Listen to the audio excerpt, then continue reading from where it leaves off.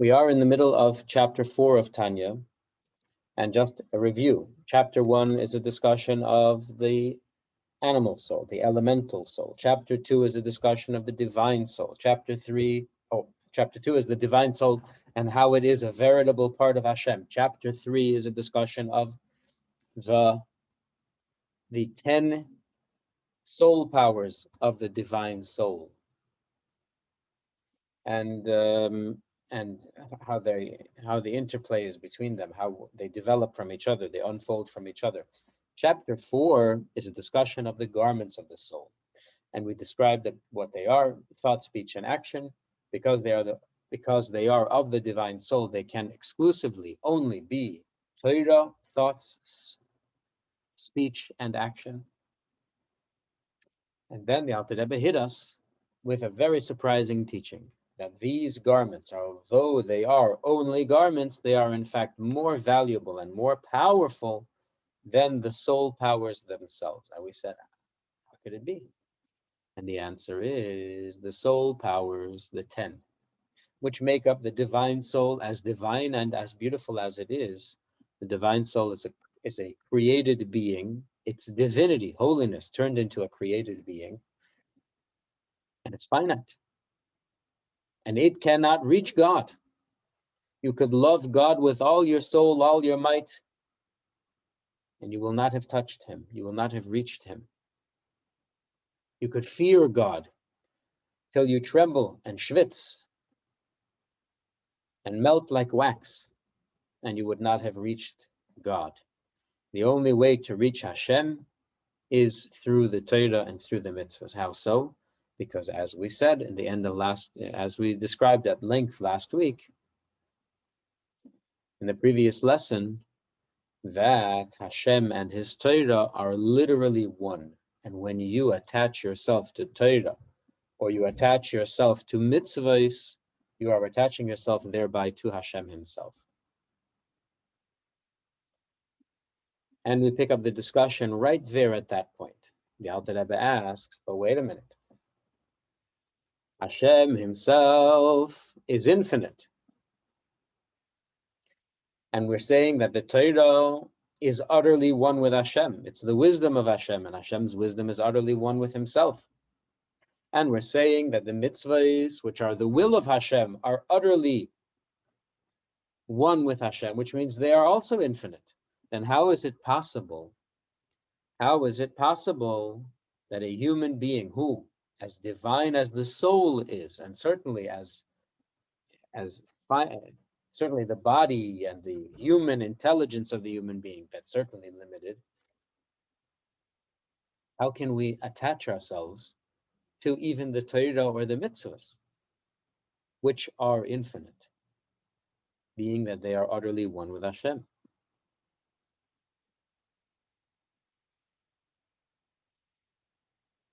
This question was asked. This question was asked in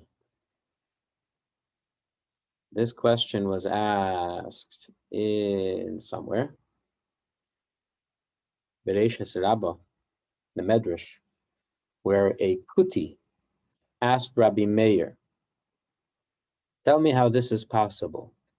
It says about Hashem, I fill the heavens and the earth.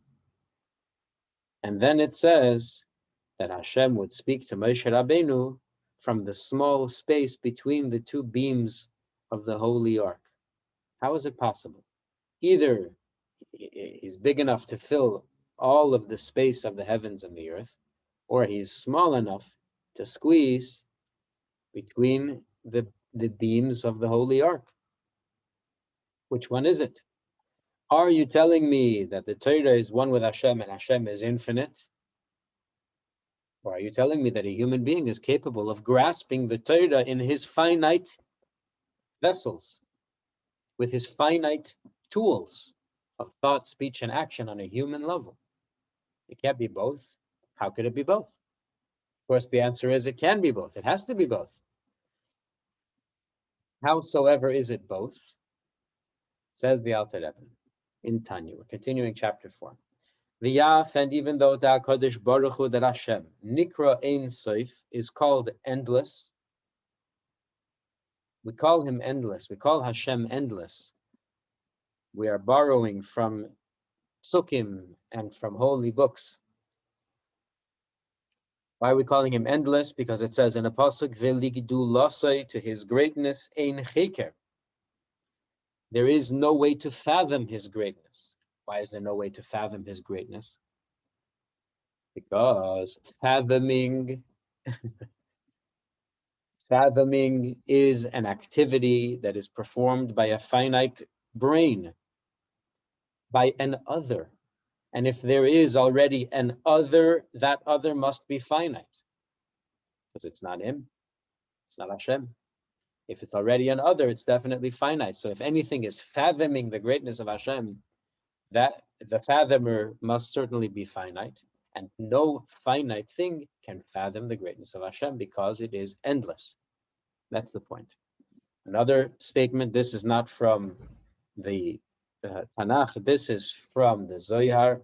It says, Leis machshava tfisa be klol. No thought can grasp Hashem whatsoever. Again, because Hashem exists in a manner that is undefined and endless, undefinable and endless by any parameter whatsoever. It cannot be defined. The way that the manner in which Hashem exists, you cannot even the description of infinite is not correct. Hashem is not infinite. Yeah. What you can say is Hashem is not finite, which means he has no end. He has no beginning. He has no definition. But to call Hashem infinite is already a description, and it's not appropriate to say about Hashem. Therefore, no tool, no scale, no description can grasp, can pinpoint anything about Hashem himself and the manner in which Hashem exists. If this is true about Hashem, and we are saying that Hashem's will and wisdom, which is Torah and mitzvahs, are utterly one with Hashem, then the same rule applies to the will and wisdom of Hashem. That no tool that a human being or an angel or a soul even might have would be capable of grasping any portion or any part of the great, infinite, endless Torah, will and wisdom of Hashem, as we see it expressed in psukim. In Tanakh, in Torah, it's described that way. Let's see a few psukim. We have a pasuk from the prophet Yeshayahu that says, Ein cheker litvunasai. There is no way to discover Hashem's understanding. That's similar to the pasuk we had earlier about Hashem, ligdulasai ein cheker, that there is no fathoming his greatness. Ein cheker litvunasai. There's no fathoming his understanding. When we're talking about Torah being the wisdom of Hashem, we cannot fathom the wisdom of Hashem, as the pasuk says. There is no fathoming his understanding. And it says also at pasuk, if you search for Hashem, will you be able to find? And finally, a pasuk that says, and this pasuk comes from also the Navi Yeshaya, the previous pasuk came from Iyov, Ki loy machshavei sai, my thoughts are not machshavei seichem, in the same manner as your thoughts. There is not a relationship between the two. How can we? And this is the bottom line question. Since the will and wisdom of Hashem is utterly one with Hashem himself, so obviously, just as Hashem himself is endless and cannot be placed in any category, cannot be placed in any scale, cannot be defined in any way, and therefore it's impossible to grasp Hashem himself, the one and only, so too, if his wisdom and his will, which are utterly one with himself, have his characteristics, which they would because they are one part and parcel of Hashem himself, therefore how is it possible that a human being who is finite, by definition, any created being, angel or soul, doesn't matter, how is it possible that any creature, any creation, anything that is an other apart from Hashem, should be able to grasp any part of Hashem, even through Torah and mitzvahs, which was the argument we made last week. Through the Torah and mitzvahs, you're able to grasp and hold on to Hashem, because they are part and parcel with Hashem, and we get to hold on to Hashem by grasping and holding on to the Torah and the mitzvahs. How is this possible? That is today's question. About this, the Chachamim explained to us in the Gemara Megillah, and interesting to note that Rebbe points out in his notes on Tanya, that the Gemara in Maseches Megillah brings a certain version, and there's a large-scale debate whether or not the language that is brought in the Gemara is the correct language, and the conclusion is that no. The correct language is, as we are very familiar with it, the Alter Rebbe will bring it in Tanya. In the Gemara, it says, to his might, there is, in the place where you find God's might, that's where you find his humility.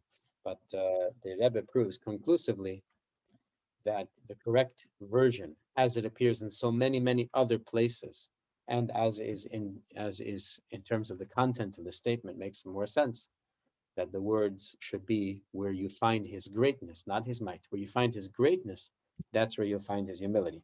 So the Chachamim say about Hashem the following, in answer to the question, how can you possibly, you, a human being, a created being, possibly grasp Hashem through his Torah, through his mitzvahs? The answer is, in the place where you find the greatness of Hashem,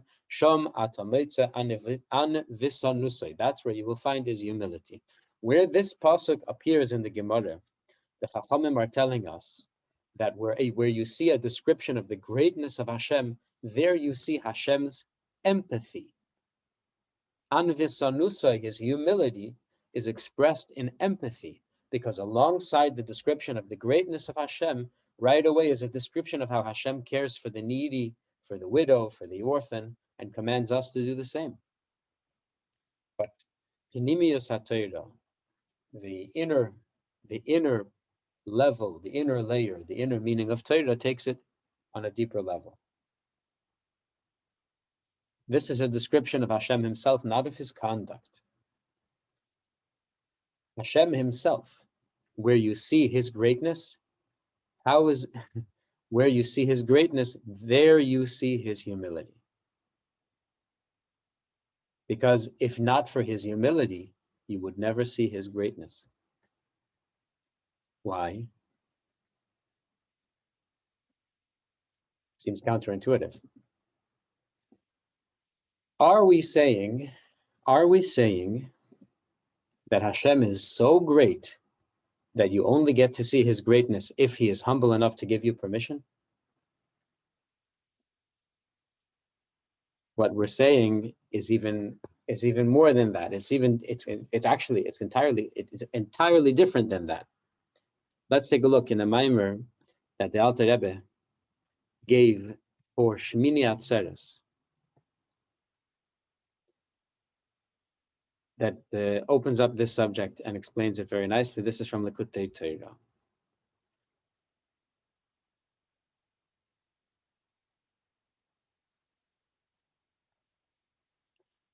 V'hine, inyan hamshochas bechinas kiddushin hanal. When we describe the holiness of Hashem settling upon a Jew who cleaves and clings and internalizes Torah and prayer, when we're describing this holiness coming down and settling on or in the Jew, we're talking about a level of holiness that is milmayla mi bechinas seviv kol almin, bechinas taba'as kiddushin. Talking about the highest level of holiness, the type of holiness that usually would only hover over the vessel, not able to be received inside of a vessel because it is not finite. Shesham, that's why, yes, this holiness is described as a ring or as a crown or encompassing or hovering, because it surrounds all of creation. Because it cannot be received by any vessel, it does not take into account the particular manner or shape, form or size of any vessel, and all the vessels are equally small. Shasham shave hakoil etzloi, And that level by Hashem, from Hashem's perspective, from the perspective of the light and holiness of Hashem, everything is equal. The past, present, and future is contained in a single moment. And there is nothing that might cause a change to Hashem or to his light at that level. As it says in the verse, God is great and very praised, lauded. And to his greatness, there is no fathoming. Hirosh, that means Shegdulas Hashem, that the greatness of Hashem, He me'oid is so much, Beli Shir, without any measurement, Vehefsek, without any end, Kamesha Amr Asal, as the sages say, doing a comparison between all of the wonderful things that Hashem created, even the greatest and largest, holiest, highest, versus Hashem himself. They say, Min ha'aretz l'rakia chulu. From earth to heaven is 500 years. 500 years of travel. That's the distance. Doesn't matter how long it is. The fact is there is a distance. And then there are different levels, and there's distance between different levels, and the legs, the feet of the angels are as large as all of them. But even the feet of the angels, there is a finite limit. There is a size. It might be a spiritual size, but at least there is a limit. There's finitude. There's definition. Avo, on the other hand, compare that to Gedula, say the greatness of Hashem. Ein cheker. It cannot be fathomed. Pirush, what does it mean? We're talking about Ligdula, say biyatzmai, Hashem's own personal, private, essential greatness, glory. Ein.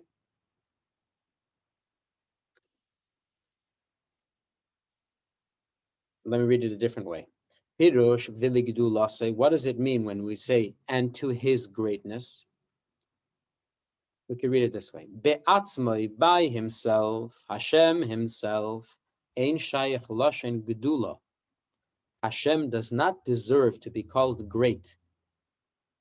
Why? Because he's not great? Of course not.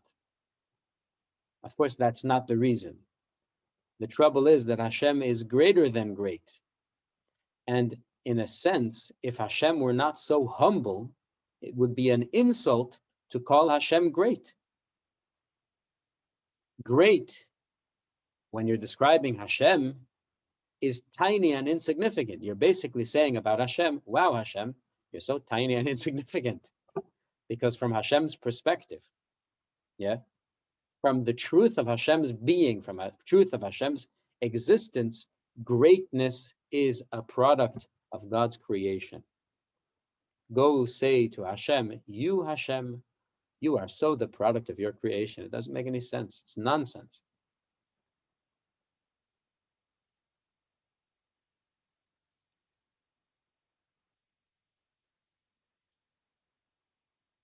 V'zehu sha'amr razal, and that's why the sages taught, in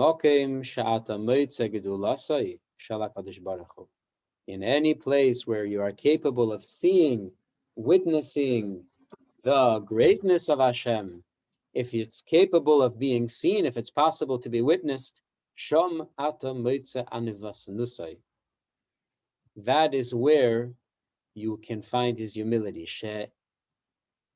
Ilu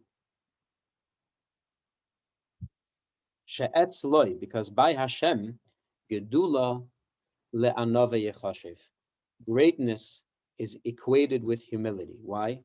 Hilashen gedula, because what can you describe as great? When can you describe something as great? Is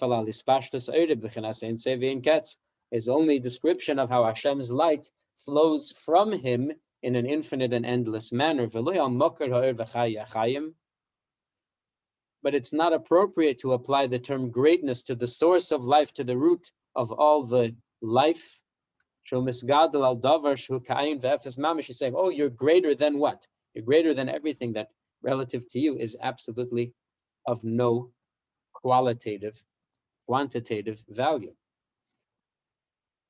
Interestingly, therefore, we say, Lecha Havaye Hagedula. When do we say you are great? We say lecha. We don't say lecha hagdula. To you personally is greatness. We say to you havaya is greatness. When we are already talking about the light of Hashem that has been expressed in a formation, in a way that can be defined through the letters of Hashem's name, although the letters of Hashem's name are ascribing greatness and infinity to Hashem, but we're already talking about the light as it has been expressed by the Creator in order to create. That's what's represented by the 4 letters of Hashem's name, beginning with the letter Yud, which represents first and foremost a diminishment, a contraction, a making smaller of the light of Hashem. Only then can you start to say, Hashem, you are great. But for Hashem himself, you can't say that. If a person will contemplate these facts, says the Alter Rebbe, he will achieve leiv nishbar v'nidke. He will achieve a truly humbled and vulnerable heart,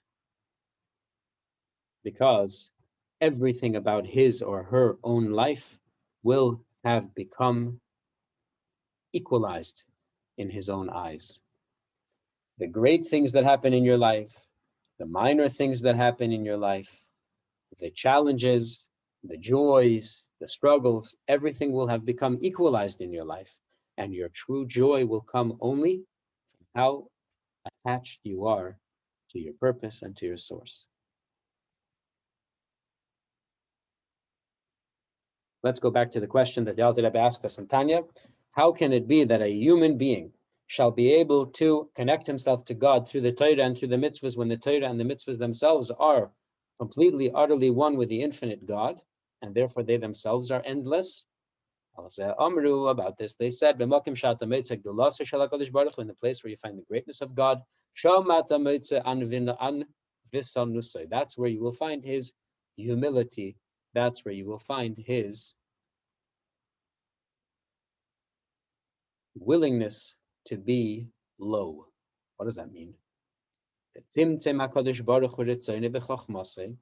That Hashem took his infinite, endless wisdom and will and squished them, like they say in Yiddish, eingequetscht, squeezed them in to the Taryag mitzvahs HaTorah, the 613 commands of the Torah, uvehilchesehen, and in the detailed laws of those mitzvahs, ubetzirufei oisios Torah neviim ksuvim, and in the letter formations of the Torah, the neviim and ksuvim, the written Torah, uderasheisehem shebe'agodes umidrashei chazal, as well as in the expositions, the explanations that are found from the Chachamim in the Agodos,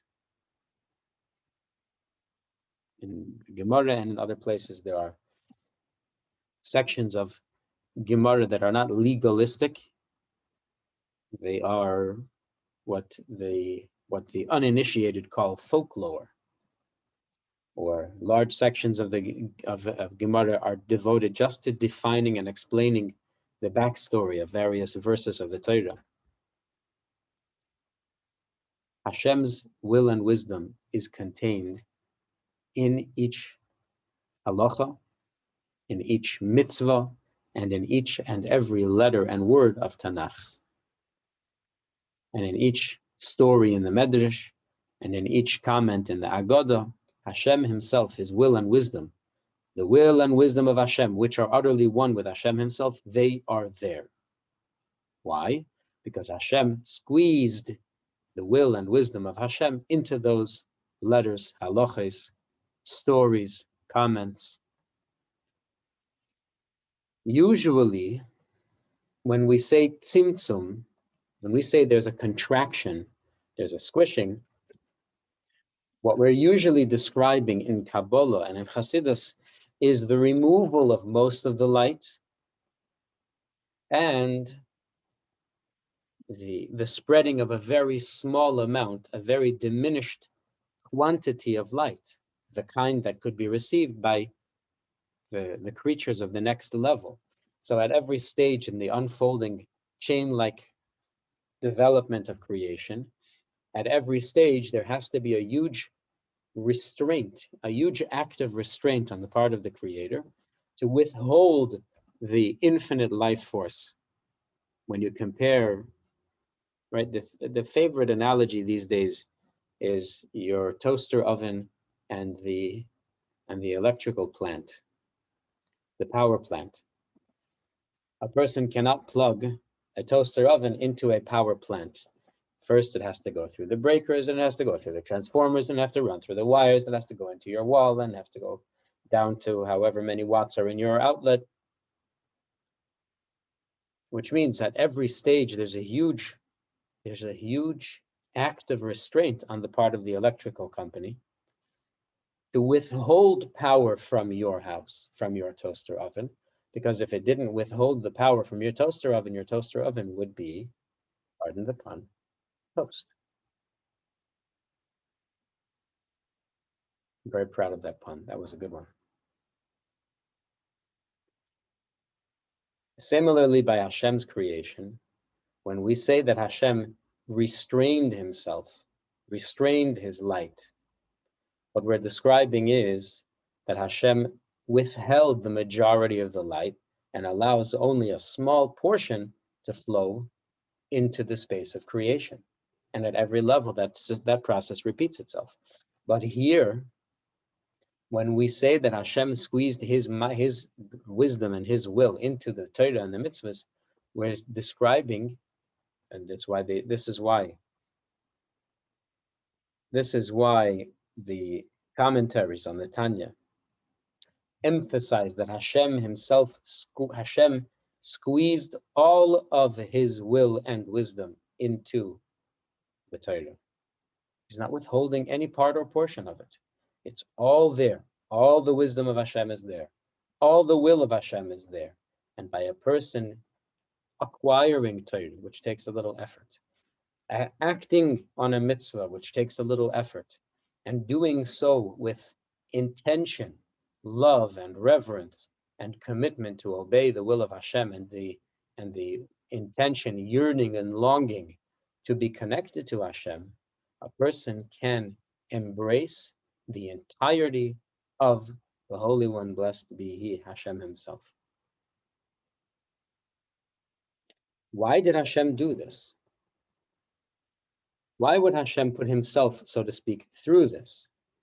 Bichdei, the only reason is shekol haneshama ruach v'nefesh, that every neshama, every holy soul, and you know what else?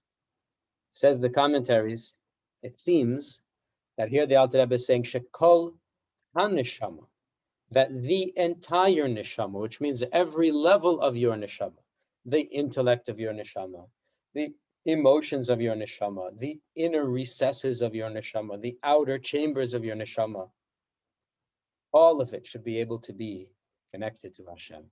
But not just the neshama. The neshama is a holy and spiritual part of your consciousness.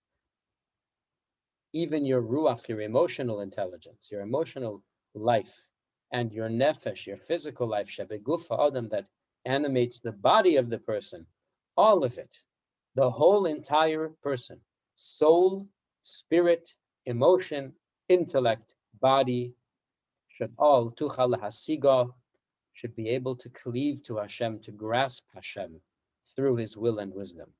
Bidaita, should be able to grasp whatever is graspable in his mind, ulekayimon, and to fulfill the mitzvahs, kol mashaf shelekayimehem b'maisa dibur machshava.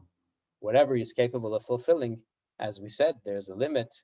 There are restrictions on mitzvahs, and mitzvahs have a certain time, a certain place, and can be done only by certain candidates. Some, and even further, some mitzvahs have to be done only by action. Some mitzvahs have to be done only through speech, and some mitzvahs can only be done through thought. Either way, Hashem has given us all these opportunities expressly and specifically for one purpose and one purpose only. That through this,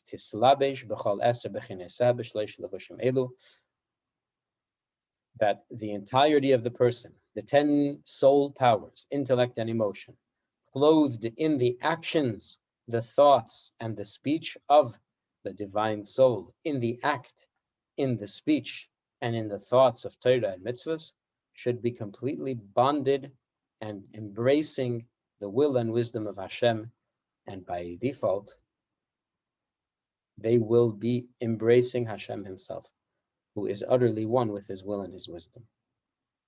To emphasize the point that the Torah descends into this world without any diminishment whatsoever, the Alter Rebbe brings us the analogy. That's why Torah is compared to water. Why is water the best analogy for Torah? If we're trying to bring out this very point, Torah is multifaceted, as you can imagine. Torah is multifaceted. And for every facet of Torah, there's a different analogy. What facet, which precise detail in the production, so to speak, of Torah is expressed in the analogy of water?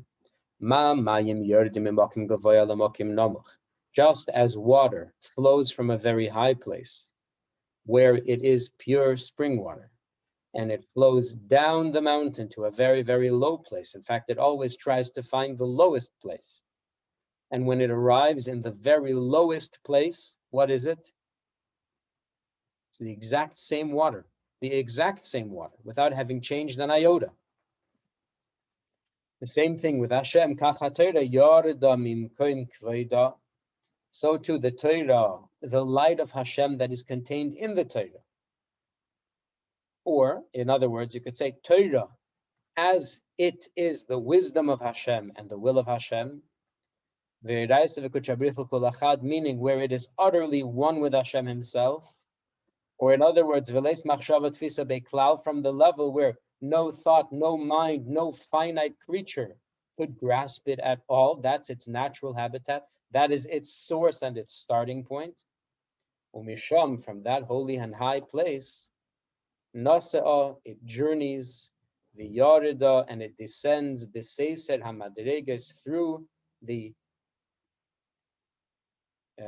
the sequence of concealing levels, mimadrega lemadrega, level after level, through the chain-like unfolding of the creation of the world, until the Torah itself, the will and wisdom of Hashem himself, without having changed at all, merely being covered by the various layers of creation, so that the power of its presence is not strong enough to disrupt the order of creation. It clothed itself, it was clothed, Hashem clothed it in physical things and in worldly affairs, which the majority, almost all of the mitzvahs of Torah and all of the halachas of Torah are dealing with physical things, material affairs. And even lower than that, you could say, I don't know, we could have a debate, is it higher or lower? But the ink on the parchment of the Torah scroll is the will and wisdom of Hashem descended into a physical form. That is the will and wisdom of. You understand why we stand when the Torah moves? You understand why we treat the Torah as if it is a holy living being? This is the letters on the parchment. They are the will and wisdom of Hashem descended into a physical form. Well, again, why did Hashem do all this?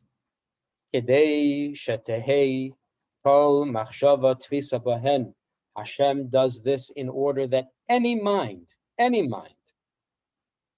those that are capable of cognition and those that are not, those that are capable of deep thought and those that are not, those that are interested in learning Torah and those that are not, every mind should be able to grasp them. Even if only on the level of speech and deed, that are lower than the level of thought and understanding, should be able to tfisa bahem, to grasp them, and be clothed in the will and wisdom of Hashem through the performance of mitzvahs, and even through reciting the words of Tanakh, reading the letters that are on the parchment.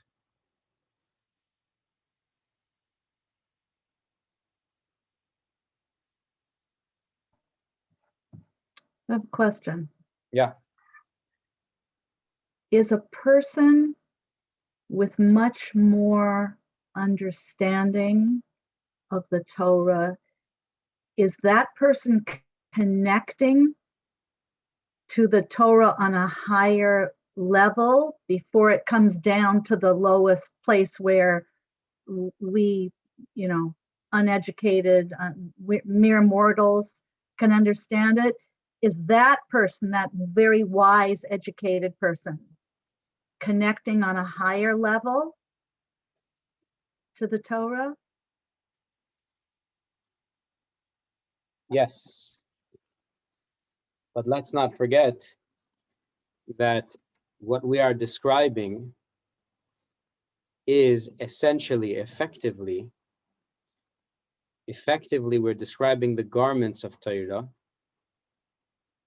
that the Torah adopted as it descends through the levels of creation. So if a person is a tremendous Talmud scholar, then he is connecting to the Torah on the level of the world of Bria. Whereas if a person can only study Mishnah, then he's only connecting to the Torah on the level of Yetzirah, which is lower.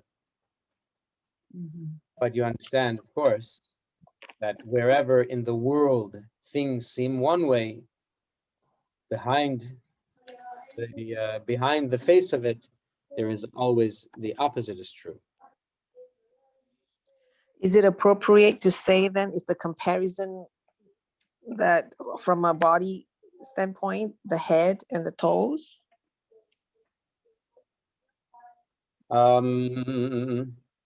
Sure. Such an analogy is correct. It's not inappropriate. It works. The difference, there's no difference. That's the truth.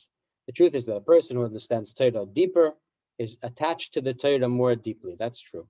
But let's not forget the goal of all this. Yeah. The goal is to cleave unto Hashem. What's the difference? Essentially, what's the difference if you're holding Hashem's hand, or if you're embracing Hashem's shoulders?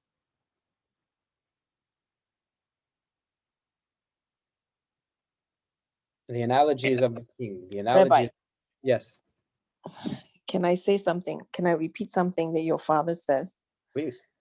that it stays with me so strongly? And it's, every Shavuos, I repeat this to everybody. Your father always highlights the fact that, that at Shavuos, Hashem introduced himself to us. He said, I am the Lord your God. What does that mean? Why does he introduce himself like this?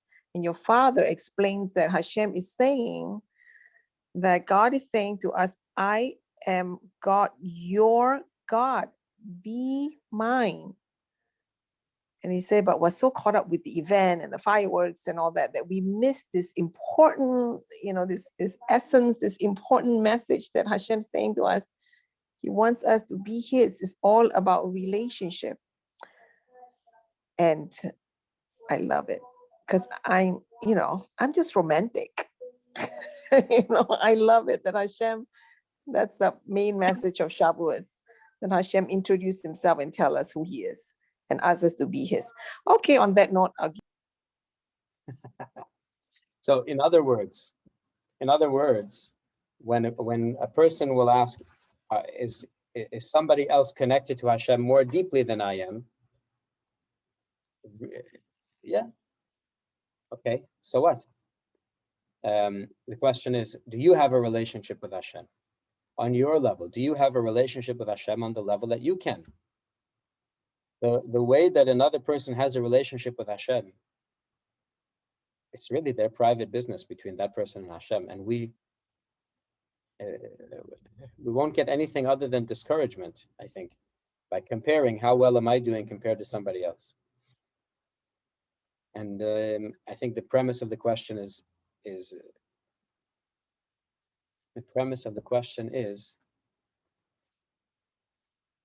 not correct.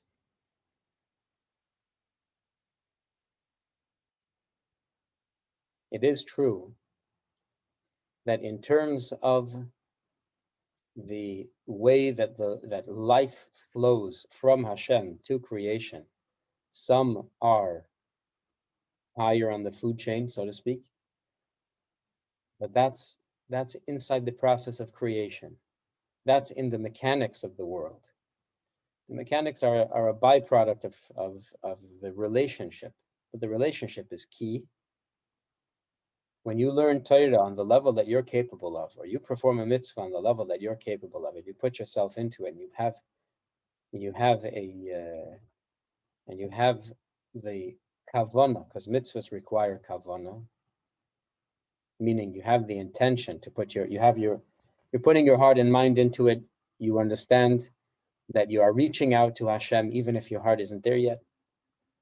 You work on that, but you understand that the mitzvah is an act of reaching out to Hashem, and you perform the mitzvah, and Hashem is there, contained in the mitzvah. You have a relationship with Hashem.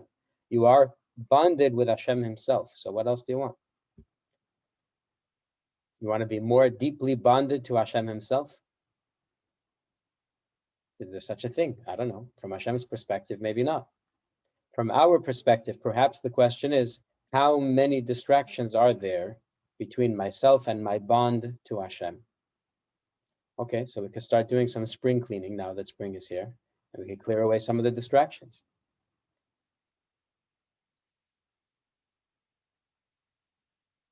I don't know if I answered your question. Did I answer your question?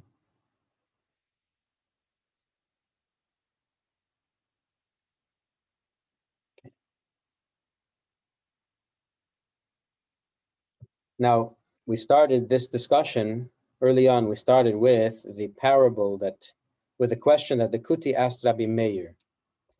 The Kuti asked Rabbi Meir the question about how can Hashem, who is great enough, large enough, so to speak, to fill all of the heavens and the earth, how can he squeeze in between the beams of the Holy Ark to speak to Moshe Rabbeinu from there? How did Rabbi Meir answer him? And how will it help us understand what we just learned today in the Tanya? So he says like this. Again, it says in Bereshis Rabbah, in the 4th chapter, that a Kuti asked Rabbi Meir, how is this possible that it should say about Hashem, I fill all the heavens and the earth? But then it says that he would speak to Moshe from between the two posts, the two beams of the Aron HaKodesh, the Holy Ark. So Rabbi Meir says, bring me large mirrors. Okay. He says to him, go, look inside the mirror. You see your reflection there. See how big you look? See how beautiful you look? Now go and bring me small mirrors. Brings him small mirrors. And he says to him, go, look, you see your reflection there? Oh my gosh, how small you are. So in the large mirror, you're large, and in the small mirror, you're small. Says Rabbi Meir to the man, if you, creation of flesh and blood, are able to change yourself at will, sometimes you'll be expressive and sometimes you'll be quiet. Sometimes, in other words, you'll be large and sometimes you'll be small. If you have the ability to do that, Misha Omar v'hoya ha'olam baruchu, the one blessed be he who spoke and the world came into being, Allah haskama v'kama, how much more so? He can be at will large enough to fill the whole world and small enough to fit between the beams of the Aron Kodesh. Heve kishehu reitza, he will be exactly as he wishes. Haloyas hashamayim v'asaretz ani molei, he does in fact fill the heavens and the earth when he wants. Ukishehu reitza, hoya medaber Moshe ben shnei badi ha'aron ad kan l'shena, and when he wants, when it is his will to speak to Moshe from between the beams of the Holy Ark, so he fit his great self in between the beams of the Holy Ark. That's the end of the Medrash. The Alter Rebbe picks up the story from here. Asher mizeh, move on from here, we can understand eich, how it is so. Ki mamash oiso habechino shenemar es hashamayim v'saretz ani molei. The self-same being, the self-same one who says, I fill the heavens and the earth. Shu b'chinas seviv kol almin. We're talking about a level of Hashem's presence that cannot be contained in any vessel, not in your mind, not in your heart, not in your activity. That self-same being that says, I am so great that I fill the heavens and the earth. I'm large enough to fill the heavens and the earth. The self-same being says to Moshe Rabbeinu, I speak to you from between the beams. And not that it's some kind of diminished version or some kind of a secondary expression. Absolutely no. As was expressed in the Medrash from the analogy of the mirrors that Rabbi Meir expressed, also the reflection in the small mirror where he saw Babua Shel Adam, where the reflection of the man was small, Im kol zeh, and nevertheless, hakol mamish musadam echad, it's literally the same person that's being reflected in a small way, same person that was reflected in the large mirror in a large way. In the Maila, you have the same thing on high. Yesh ze'ir anpin, sometimes Hashem expresses himself in a small way. V'yarech anpin, and sometimes you have Hashem expresses himself in a fuller, in a larger way. It's explained elsewhere, that it really the small expression is the larger expression. They are one and the same, and therefore it's like we've been saying this whole time. In Hashem's wisdom is the infinite light of Hashem Himself. Here the Alter Rebbe is addressing the question that he asked earlier in this mimer. But what does this tell us about what we learned today in this chapter of Tanya? The Alter Rebbe's main focus, if we understand correctly, of this portion of chapter 4 in Tanya is to emphasize that in the mitzvah that you do, all of Hashem's will is there. Not a diminished form, not some kind of secondary expression, not some kind of slice off of the pie. The whole of Hashem's will is there in every mitzvah that you do. And the whole of Hashem's wisdom is there in every word of Torah that you learn. And that Hashem did all of this expressly and exclusively so that we, finite creatures, might have an opportunity to embrace and hold on to and connect ourselves to Him. For Hashem, it's worth it. Thanks for joining.